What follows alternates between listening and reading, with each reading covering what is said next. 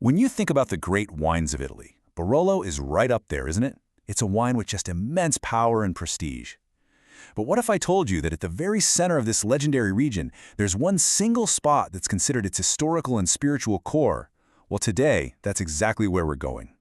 We are diving deep into the legendary vineyard of Cannubi.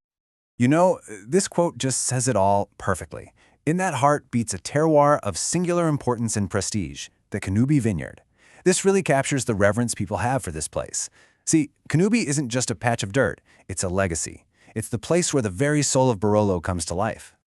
So, here's our roadmap for today. We're going to start with the legend of Cannubi itself, then we'll uncover the secrets of its unique environment. After that, we'll meet the grape that thrives there, talk about what the final wine is actually like, and finally, take a look at what the future holds for this incredible treasure. All right, let's kick things off. First, what exactly are we talking about? Well, Cannubi is a legendary cru, which is just a fancy term for a specific vineyard recognized for its superior quality. And its reputation, it's not new. We're talking historical documents praising its grapes all the way back in the 18th century. That's long before Barolo was even officially defined as the wine we know today. Its location is absolutely key. Geographically, yeah, it's right in the middle. But symbolically, it's even more central. For generations, Cannubi has been the benchmark, you know? It's the vineyard that produces wines that represent the absolute quintessence of Barolo, that perfect, almost magical balance of structure, elegance, and longevity. So what makes this one small hill so special? I mean, really, what's the secret sauce? The answer lies in one of the most important and, let's be honest, most romantic words in wine: terroir. It's that unique combination of natural factors that gives a wine its specific, totally unreplicable character. Think of it like a fingerprint. No two terroirs are ever exactly alike. It's the voice of a place spoken through the wine. And in Cannubi, that voice sings a particularly beautiful song because of 4 key elements working together. First up, the soil. Cannubi has this incredible geological mix where 2 totally distinct soil types literally converge on this one hill.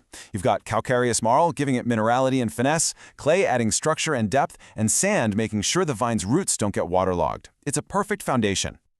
Next, let's talk climate. You get those hot, dry summers that grapes just adore, but the real secret weapon here is the huge drop in temperature overnight. That swing is what allows the grapes to develop these incredibly complex aromas while holding on to the vibrant acidity that makes Barolo so age-worthy. It's crucial. The final pieces of the puzzle are exposure and altitude, basically the vineyard's topography. The vineyard sits on these gentle south and southwest facing slopes, which is like winning the lottery for sun exposure. This, combined with a pretty moderate altitude, means the grapes don't just get ripe, they mature slowly, gracefully, developing perfect color and tannins along the way. And this table really shows how it all just clicks together. As you can see, it's not one single element that's the star of the show. It's the synergy.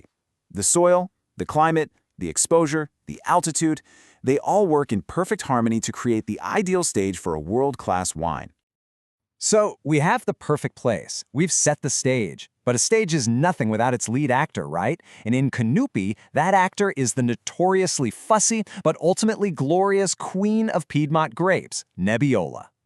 Let me tell you, Nebbiolo is not an easy grape to grow. Not at all.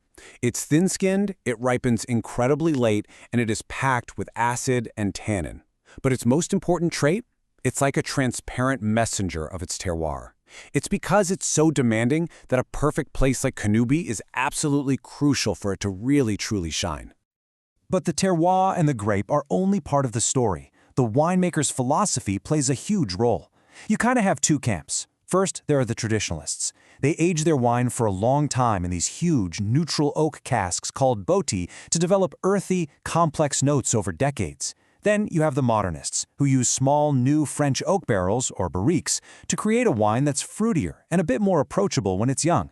Both styles can be incredible. They're just different interpretations of the same amazing grape.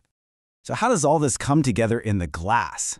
What does drinking a Barolo from Cannubi actually feel like? Well, it's a journey, and it's a journey that changes dramatically depending on how old the wine is. A great Cannubi absolutely transforms in the bottle.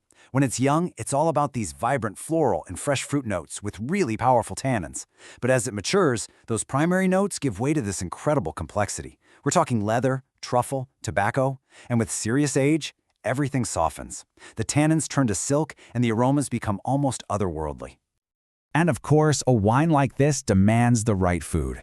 Its high acidity and firm tannins make it the ultimate partner for rich, savory dishes. It's really no coincidence that the classic pairings are local Piedmontese specialties, like beef braised in Barolo itself, or maybe some fresh pasta with the region's famous white truffles. So, as we've seen, Cannubi is so much more than just a vineyard. It's a cultural treasure. It's actually recognized as part of a UNESCO World Heritage Site, and it's been carefully stewarded by generations of winemaking families who have preserved its legacy. But you know, this living treasure is not immune to modern pressures. The challenges range from market competition to simple preservation, but climate change is a particularly huge concern. It's threatening to disrupt that delicate ripening cycle of Nebbiolo. Preserving this legacy requires more than just tradition. It demands constant innovation and a really deep commitment to sustainability. And that leaves us with a pretty critical question.